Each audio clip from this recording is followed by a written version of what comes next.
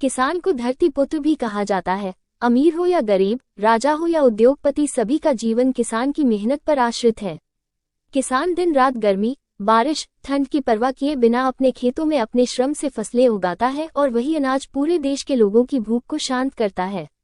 किसान समाज के सबसे महत्वपूर्ण सदस्यों में से एक है। वो व्यवहारिक उद्देश्यों के लिए लोगों को भोजन देता है। किसान वो होता है जो खेत का मालिक होता है और उसका संचालन करता है। कुछ किसान कई तरह की फसलें उगाते हैं, जबकि अन्य दुधारू गायों का उत्पादन करते हैं और उनका दूध बेचते हैं।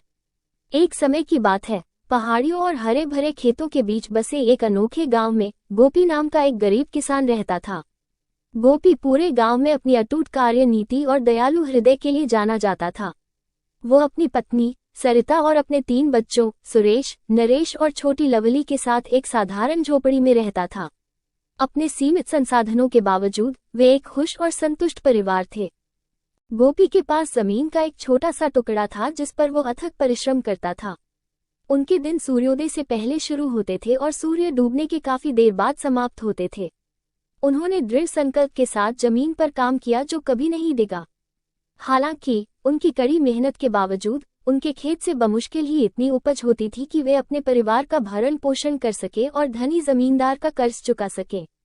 एक शाम जब गोपी अपने बरामदे में बैठा तारों को देख रहा था, उसने आकाश से फुसफुसाया, ओह, मैं अपने जीवन में सिर्फ एक बार भरपूर फसल की कामना करता हूँ।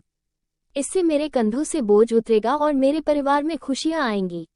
गोपी के शब्द हवा के झोंके में उड़ गए, लेकिन उसे क्या पता था कि वे गांव से गुजर रहे एक रहस्यमय यात्री के कानों तक पहुंच गए हैं।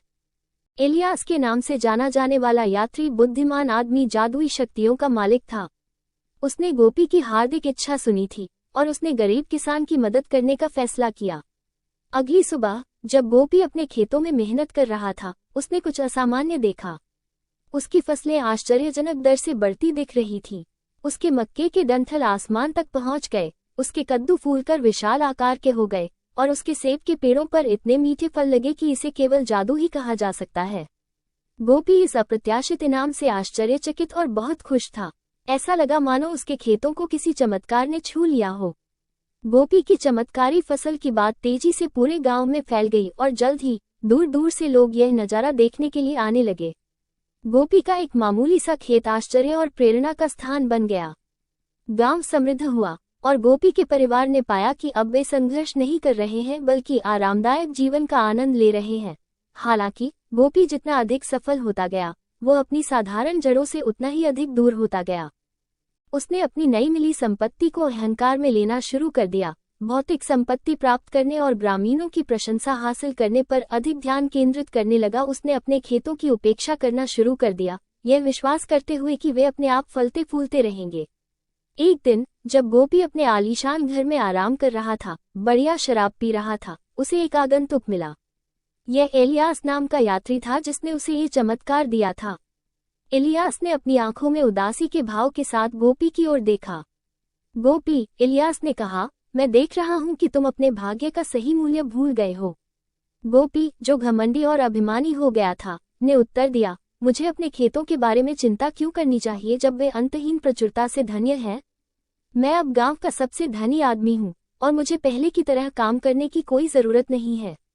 इलियास ने आह भरते हुए कहा, गोपी, सच्ची संपत्ति सोने या धन दौलत में नहीं मापी जाती है, बल्कि आपके परिवार के प्यार और दूसरों के प्रति आपके द्वारा दिखाई गई दयालुता में मापी जाती है। आप एक समय ऐसे व्यक्ति थे जो कड़ी मेहनत और विनम्रता के मूल्य को समझते थे, लेकिन अब तुम अपना रास्ता खो चुके हो। गोपी ने इलियास की बातों का मजाक उड़ाया और उसे विदा कर दिया। उसने चेतावनी से बेपरवाह होकर फिजूल खर्ची और ज्यादती का अपना जीवन जारी रखा। जैसे जैसे साल बीतते गए, गोपी के खेत सूखने लगे। उपेक्षा और अहंकार ने अपना असर डाला और एक बार चमत्कारी फसलें शून्य हो गईं। समृद्धि का मुख्य स्रोत लुप्त हो जाने से गांव को भी नुकसान होने लगा। गोपी का परिवार, जो कभी संतुष्ट और घनिष्ठ था, अब लालच और नाराजगी से विभाजित हो गया था। उनके बच्चे बेगैल हो गए थे और उनकी पत्नी सरिता की आंखों की चमक खो गई थी। एक शाम जब गोपी ने अपने बंजर खेतों को देखा तो उसे अपने कार्यों की गंभीरता का एहसास हुआ। भाग्य ने जो उपहार उसे दिया गया था वो उसने गंवा दिया और अपने परिवार तथा गांव पर मुसीबतें ला दी। पछतावे का बोझ उसके दिल पर बहुत भारी था और वह जानता था कि उसे सुधार करना होगा। नम्रता के साथ गोपी ने एलियास की तलाश की, जो बहुत पहले ही गांव छोड़ चुका था। उसने दूर दूर तक यात्रा की और उस बुद्धिमान यात्री की तलाश की जिसने उसे चमत्कार दिया था। कई महीनों की खोज के बाद आखिरकार उसे एलियास एक सुदूर जंगल में मिला। एलियास ने गोपी की पश्चाताप की कहानी सुनी और समझ गया कि किसान ने एक मूल्यवान सबक सीखा है। हल्की मुस्कान के साथ एलियास ने कहा, गोपी, तुमने धन का सही अर्थ फिर से खोज लिया है। जो नुकसान हुआ है उसकी भरपाई करने में अभी देर नहीं हुई है। एलियास ने अपने जादू का उपयोग करके गोपी के खेतों को उनके पूर्व गौरव पर बहाल कर दिया। इस बार गोपी ने कृतज्ञता और विनम्रता के साथ अपने खेत की देखभाल की, अपनी प्रचुर फसल को गांव के साथ साझा किया और अपने बच्चों को कड़ी मेहनत और दयालुता का महत्व सिखाया। जैसे जैसे साल बीतते गए, गोपी अपनी दौलत के लिए नहीं बल्कि अपनी बुद्धि और उदारता के लिए जाना जाने लगा। गांव एक बार फिर से फला फूला, चमत्कारों के कारण नहीं बल्कि उन मूल्यों के कारण जिन्हें गोपी ने अपनाया था। और इसलिए गरीब किसान गोपी की कहानी, जो कभी धन और अहंकार से अंधा हो गया था, विनम्रता, कृतज्ञता और स्थायी साहस की एक कालजयी कहानी बन गई। कहानी से सीख गोपी की कहानी हमें सिखाती है कि जब हम लालच और अहंकार में डूब जाते हैं तो जो वास्तव में मायने रखता है उसे नजरअंदाज करना आसान होता है। हालांकि विनम्रता के महत्व को फिर से समझने और अपनी पिछली गलतियों को सुधारने में कभी देर नहीं होती है। दोस्तों, हमारी अगली कहानी है मेहनती किसान। इस कहानी में हम जानेंगे कैसे एक किसान दिन रात खेत में मेहनत करता है, कुछ लोग कैसे उसकी मजबूरी का फायदा उठाना चाहते हैं, वो कैसे उनकी चुंगल से बचता है। आइए जाने। एक बार की बात है, एक गरीब किसान था जिसका नाम हरीलाल था। वो एक छोटे से गांव में रहता था और उसके पास बहुत कम संपत्ति थी। उसके पास केवल एक छोटा सा खेत था जो जमीन के एक छोटे से टुकड़े पर था। हरीलाल कड़ी मेहनत करता था, लेकिन उसकी फसल अक्सर सूखा या कीड़ों से नष्ट हो जाती थी। एक दिन हरीलाल के गांव में भयंकर बाढ़ आ गई। बाढ़ ने उसकी फसल को बर्बाद कर दिया और उसका घर भी नष्ट कर दिया। हरीलाल बहुत दुखी था। वो नहीं जानता था कि वो क्या करेगा। हरीलाल के पास कोई पैसा नहीं था, इसलिए वो एक साहूकार से कर्ज लेने गया। साहूकार ने उसे बहुत अधिक ब्याज पर कर्ज दिया। हरीलाल को कर्ज चुकाने के लिए कड़ी मेहनत करनी पड़ी, लेकिन वो कर्ज चुकाने में असमर्थ था। धीरे धीरे हरीलाल और उसका परिवार गरीबी में डूब गया। हरीलाल को अपने बच्चों को काम पर भेजना पड़ा ताकि वो परिवार का पालन पोषण कर सके। हरीलाल की पत्नी भी बीमार हो गई और मर गई। हरीलाल अकेला और निराश था। वो नहीं जानता था कि वो क्या करेगा। वो सोचता था कि वो अपनी जिंदगी खत्म कर ले। एक दिन हरीलाल एक साधु से मिला। साधु ने हरीलाल को समझाया कि जीवन में उतार चढ़ाव आते हैं।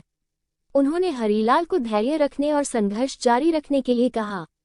हरीलाल ने साधु की बात मानी। उन्होंने अपने जीवन को बदलने का फैसला किया। उन्होंने कड़ी मेहनत करना जारी रखा और अपने बच्चों को पढ़ाया। धीरे धीरे हरीलाल की किस्मत बदलने लगी। उन्होंने अपने कर्ज को चुकाया और एक नया घर बनाया। हरीलाल के बच्चों ने अच्छी नौकरी पाली और वे अपने पिता की देखभाल करने लगे। हरीलाल को आखिरकार अपनी जिंदगी में खुशी मिली। उन्होंने सीखा कि जीवन में कठिनाइयों से नहीं डरना चाहिए। उन्होंने सीखा कि धैर्य और संघर्ष से हर मुश्किल को पार किया जा सकता है। इस कहानी की सीख, जीवन में उतार चढ़ाव आते हैं, हमें कठिनाइयों से नहीं डरना चाहिए। धैर्य और संघर्ष से हर मुश्किल को पार किया जा सकता है। हम अपने जीवन को बदल सकते हैं अगर हम इसके लिए कड़ी मेहनत करें। यदि आपको वीडियो पसंद आए तो चैनल को सपोर्ट करें, लाइक, शेयर और सब्सक्राइब करें। धन्यवाद।